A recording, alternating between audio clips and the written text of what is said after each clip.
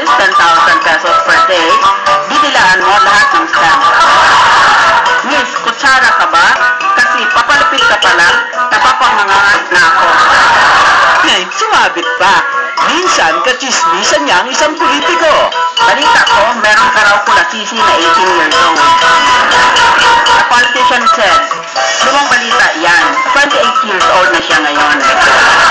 The main problem of certain public officials in our country is that they are illiterate. Ala, banat na naman. Pinipilit daw siyang gawing Chief Justice. Pero ako yun, ang Chief Justice, nakaupo lang siya sa isang sulok, kaya pinaimbestiga ko talaga kung kalaban ko yung nagnominet. Non-stop daw ang paninira sa kanya. Kulang na lang ako demanda na may sex tape ako. At malapit na rin siguro kami dumating doon. Mark Logan. Ako, dahil malakas ang sex appeal ko, Wagas, patrol ng Pilipino.